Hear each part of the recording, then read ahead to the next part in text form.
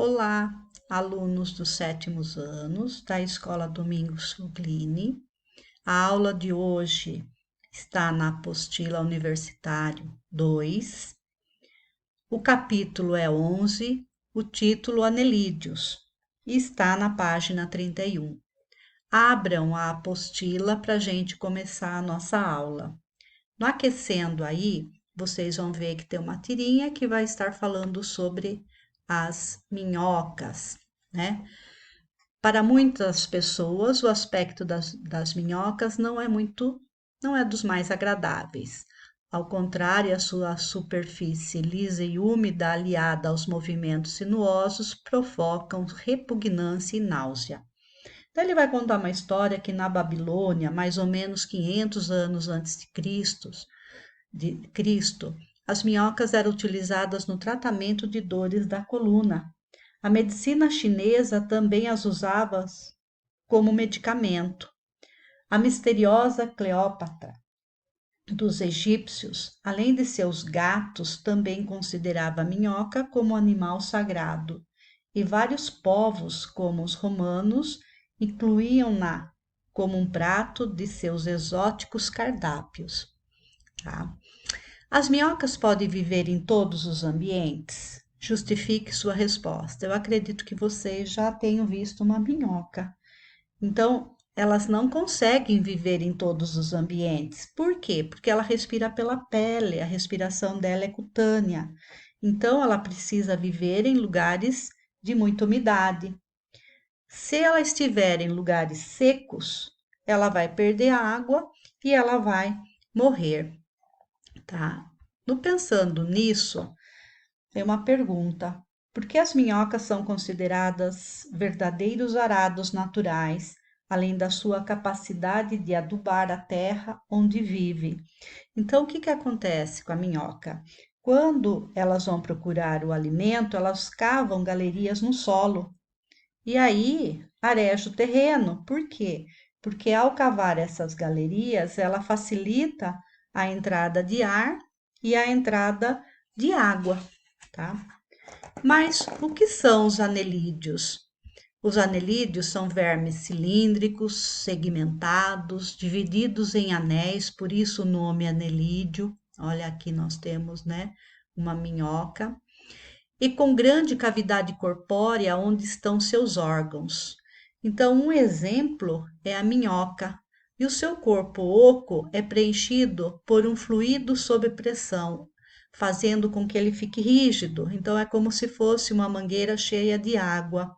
Então, a gente vê que é um animal que tem a boca, aqui é o clitelo, onde ficam os órgãos reprodutores, e aqui é o ânus, tá?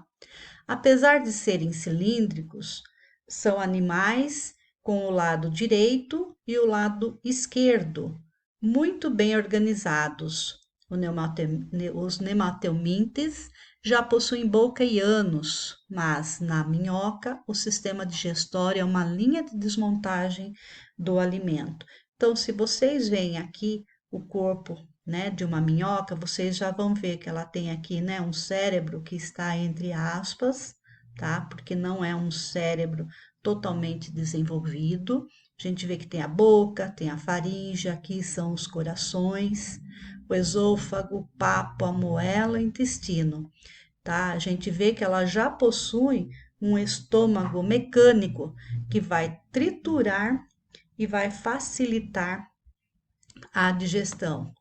Depois aqui embaixo a gente tem aqui a cadeia nervosa ventral, a gente já tem o coração e um vaso ventral por onde vai acontecer a circulação. A respiração é cutânea, é feita pela pele. Os gases atravessam o tegumento é pele, né? Sempre úmido, por isso as minhocas vivem enterradas durante o dia. Com muito calor, o tegumento, né, a pele seca e a passagem dos gases fica prejudicada, chegando a minhoca até morrer.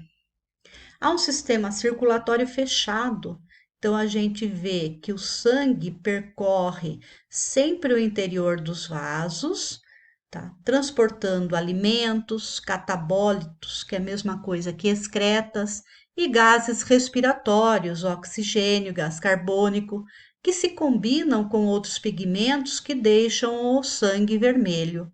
Apresentam bolsas dilatadas, pares de corações que contraem e distribuem o sangue para todo o corpo. A urina é retirada da filtração do sangue e da cavidade do corpo por estruturas especializadas. O sistema nervoso apresenta gânglios, então a gente vê, tá? Os gânglios cerebroides. Então, a gente vê que aqui o cérebro, tá? Ele não é, por isso que o cérebro está entre aspas, ele não é um cérebro bem complexo, mas gânglios e uma cadeia ganglionar que ganglionar no assoalho do animal. Então, aqui, né, a gente vê por onde vai passar o sistema nervoso. Como as planárias, as minhocas são hermafroditas, né? Então, uma minhoca possui o sexo masculino e o feminino. Porém, a fecundação também é cruzada e o desenvolvimento é direto, não existem larvas, por isso que nascem, né, minhocas. A minhoca recebe o espermatozoide, então ela vai se posicionar, minhoca A, minhoca B, tá? O que vai acontecer? O espermatozoide de uma vem para outra, o espermatozoide dessa vai para essa outra aqui.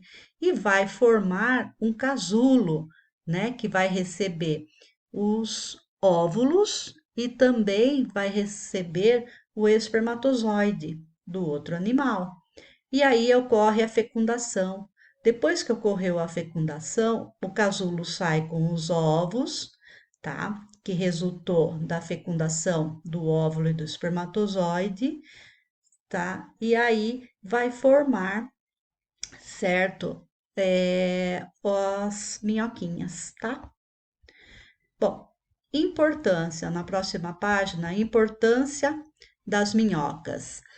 Esses animais se alimentam de detritos, né, de restos, principalmente de vegetais em decomposição, e para isso, à medida que se locomovem, vão cavando túneis, e essas galerias no subsolo permitem o arejamento, né, do solo e a entrada de água para as raízes, o que beneficia muito a agricultura. Certos países importam minhocas, pois necessitam delas para intensificar a agricultura. Então, as minhocas tornam o solo muito fértil, tá? Agora a gente vai conhecer alguns anelídeos. Nós temos anelídeos marinhos, né, que apresentam um par de cerdas. Essas cerdas é como se fossem pelos, por isso que pelos está aqui, tá? Entre aspas, em cada anel usado na sua locomoção. Então, a gente vê aqui a boca, o ânus, e cada anel aqui é formado de cerdas. Muito desenvolvidos, anelídeos marinhos podem ser errantes que se locomovem ou fixos no solo marinho, vivendo dentro de tubos, são tubícolas, animais delicados e multicoloridos. Então, a gente tem aqui, né, um anelídeo tubícola que vive dentro de tubos. Esse grupo respira por brânquias, que são os leques filamentosos e muito vascularizados que retiram o oxigênio dissolvido na água. Alguns desses animais são comestíveis, pelo menos em certas regiões da Oceania. É o caso da Eunice viridis, ou verme palolo. Sanguessugas. Agora o sanguessuga já é mais conhecido por nós, né? Eles vivem quase sempre na água doce, geralmente em brejos, são ectoparasitas hematófagos, né? Porque eles parasitam o ectoparasita fora do corpo, hematófagos que se alimentam de sangue. O corpo achatado é dividido em anéis estreitos. Nas duas extremidades encontramos uma ventosa, então a ventosa bucal, a ventosa anal. Prende-se fortemente a animais silvestres, ocasionalmente no homem, cortando sua pele, introduzindo um anticoagulante na ferida para poder sugar bastante sangue.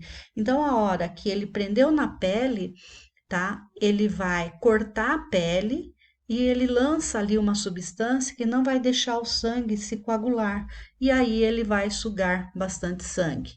Depois de soltar sua presa, o sanguessuga passa semanas imóvel, digerindo o sangue do seu intestino.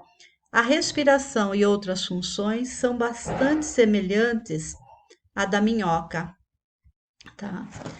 Bom, aqui tem um conectando que vocês vão dar uma lidinha e depois vocês vão fazer o exercício 2, né? Então vocês vão ler aqui e vão falar qual era o animal que estava sendo utilizado aqui e a que filo ele pertence. Então nós estamos falando do filo Annelidius, né?